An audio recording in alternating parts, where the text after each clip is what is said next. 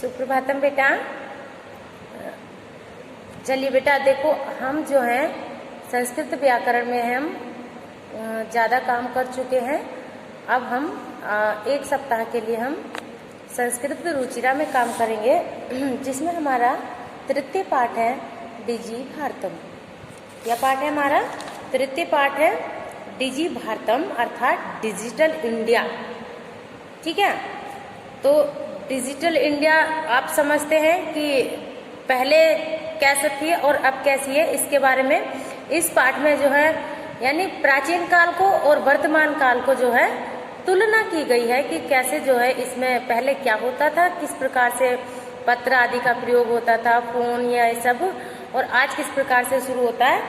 तो बेटा मैं आपको इस पाठ की पहले संस्कृत आप पढ़े, जब आप संस्कृत पढ़ते जाओगे और मेरी वीडियो देखोगे तो आप जो है देखिए, ये हमारी पुस्तक है डिजी भारतम तृतीय पाठ रुचिरा की, उसमें मैं आपको इसका हिंदी में अर्थ बता रही हूँ और आप इसको पढ़ते जाइए, क्योंकि थोड़ा पाठ बड़ा है बेटा, तो इसलिए संस्कृत दोनों पढ़ूंगी। लाइव क्लास में किसी दिन हम पैराग्राफ करके इसको दोबारा पढ़ेंगे, ठीक है। तो इसमें बताया गया है कि जैसे अद्य संपूर्ण विश्व डिजिटल इंडिया इत्यस्य चर्चा सूयते, आज सारे विश्व में डिजिटल इंडिया की चर्चा सुनी जा रही है। इस पद का क्या अर्थ है, यानी इसका जो है क्या भाव है, जो ये शब्द हम सुन रहे हैं इसका क्या भाव है। मन में ये जानने की इच्छा उत्पन्न हुई। समय के परिवर्तन के साथ मनुष्य की आवश्यकता भी बदल रही है। यानी ये डिजिटल इंडिया क्या है, ये शब्द हम क्यों सुन रहे हैं, इसको जानने की लोगों में जो इच्छा हुई, और वो जो है क्या प्राचीन समय में ज्ञान का आदान प्रदान वे सोचने लगे कि प्राचीन काल में लिखा ना परिवर्तन काले ये अनंतरम प्राचीन काले ज्ञान से आदान प्रदानम मौखिकम आसीत, यानी प्राचीन काल में जो हमारा ज्ञान का आदान प्रदान था वो मुख के द्वारा होता था। विद्या वैदिक परंपरा से ही प्राप्त की जाती थी। जो विद्या थी, जो हम आज पढ़ाई करते हैं, देखिए कैसे कैसे हम आज ऑनलाइन के माध्यम से पढ़ाई कर रहे हैं, लेकिन प्राचीन समय में जो वैदिक परंपरा से ही प्राप्त की जाती थी।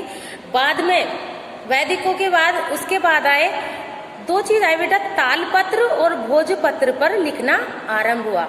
यानी पहले जो वेदों के माध्यम से जो है पढ़ाई होती थी, तो उसके बाद तालपत्र यानी जो तालाब जैसे में पत्र होते हैं तालाब के, उन पर, और भोजपत्र जो बड़े बड़े पत्ते होते हैं, और उन पर ही जो है लिखने का काम होता था। बाद के समय में कागज और लेखनी के आविष्कार से मन में कवि भावों का कागज पर लिखना आरंभ हो गया। यानी अब लोग जो है किस पर लिखने लगे, कागजों पर लिखने लगे। टंकन यंत्र यानी टाइपराइटर जो होता है, टंकन यंत्र के आविष्कार से टंकित हुई लिखित सामग्री बहुत समय तक सुरक्षित रहती है। यानी इसमें बताएगी टाइपराइटर, जो हम टाइप करते हैं उसके द्वारा जो भी हम सामग्री एकत्रित करते हैं वो बहुत समय तक रहती है। वैज्ञानिक तकनीकी की प्रगति की यात्रा और भी आगे बढ़ी, यानी विज्ञान अब और भी आगे बढ़ गया है। आज सारे कार्य संगणक नामक यंत्र से ही सिद्ध होते हैं, अर्थात जो जैसे कंप्यूटर होता है, आज तो जो है सारे कार्य जो उसके द्वारा पूरे सिद्ध होते हैं। समाचार पत्र तथा पुस्तकें कंप्यूटर के द्वारा पढ़ी और लिखी जाती हैं। कागज के उद्योग में वृक्षों के उपयोग के लिए वृक्ष काटे जाते थे। जब बेटा कागज जो हम कागजों पर जब लिखना हुआ तो उसके उद्योग के लिए क्या होता था, वृक्षों को काटते थे। किंतु संगणक के अधिकाधिक प्रयोग में वृक्षों की कटाई में कमी आएगी, ऐसा विश्वास है। यानी जो पत्र शुरू हो गए, अब ये वृक्ष जो कम कटेंगे, ऐसा विश्वास है। इससे पर्यावरण की सुरक्षा की दिशा में महान उपकार होगा। यानी इससे जो है पर्यावरण हमारा आगे आएगा। जब हमारे पेड़ कम कटेंगे तो हमारा पर्यावरण भी सुरक्षित होगा।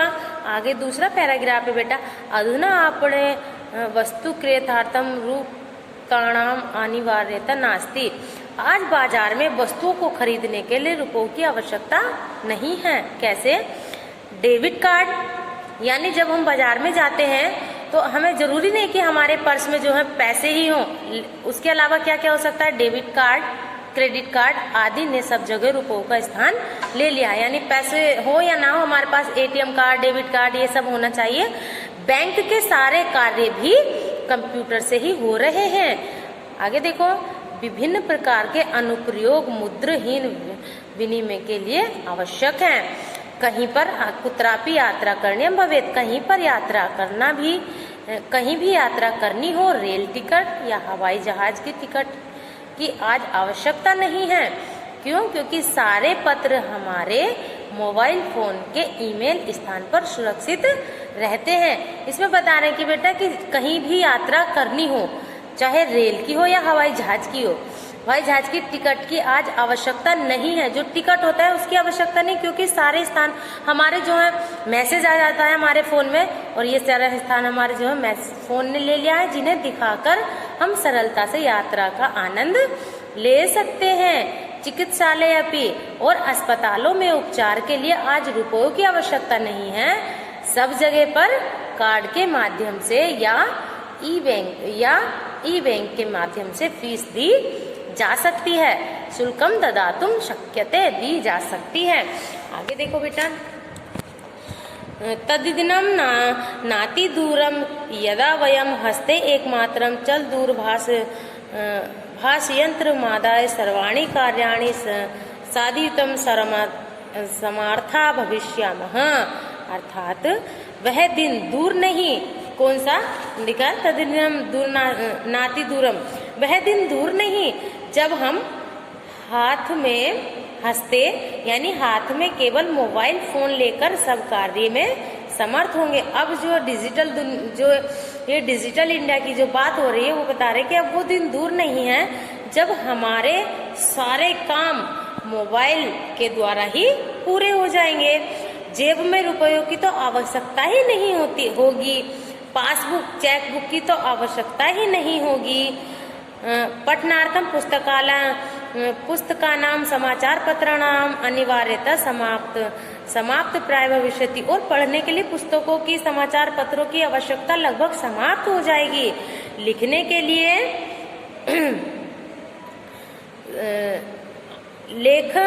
लेखनार्थम अभ्यास पुस्तकाम, और लिखने के लिए अभ्यास पुस्तक की या कागज की अथवा नया ज्ञान ढूंढने के लिए शब्दकोश की भी आवश्यकता महसूस नहीं होगी।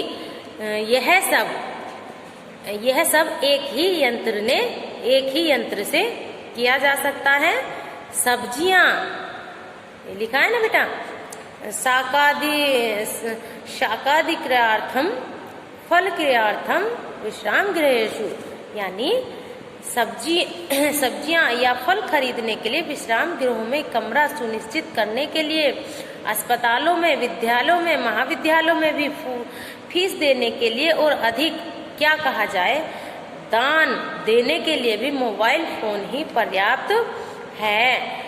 डिजी भारतम इति अस्याम देशी वयम भारतीय द्रुत गत्या अग्रेसरामे, यानी डिजिटल भारत इस दुनिया में हम भारतीय डिजिटल की इस दुनिया में हम जो है इस दिशा में हम भारतीय तेजी से आगे बढ़ रहे हैं।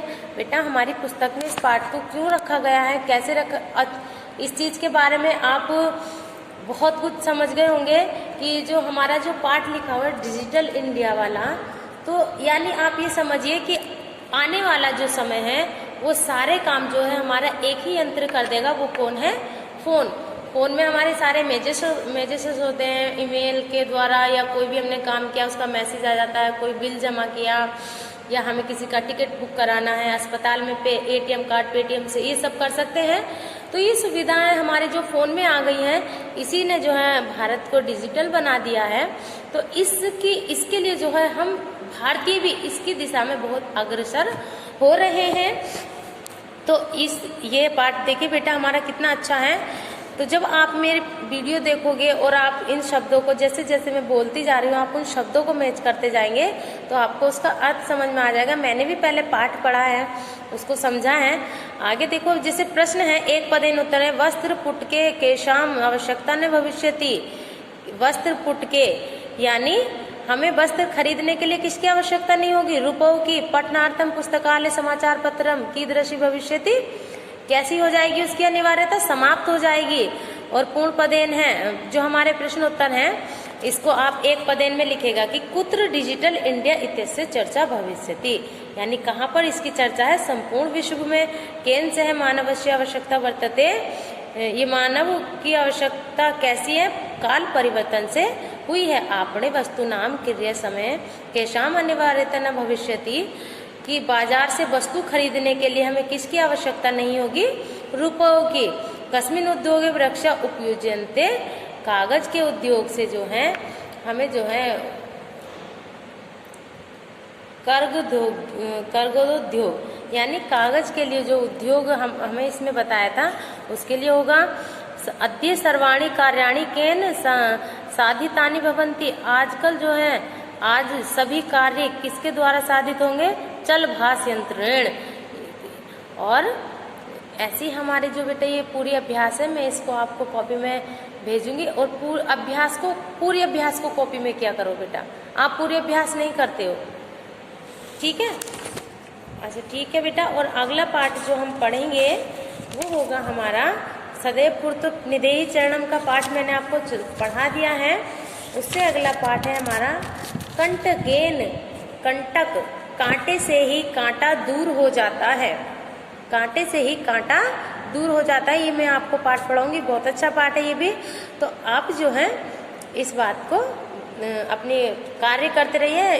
इस सप्ताह हम जो है संस्कृत रुचिया पढ़ेंगे, ठीक है बेटा? मेरी वीडियो देख रहे हो और देख के आप रोक के मेरी वीडियो देखो और शब्दों को पढ़ते जाइए, आपको संस्कृत में उसका अर्थ मिलता चला जाएगा, ठीक है बेटा? Okay, bye.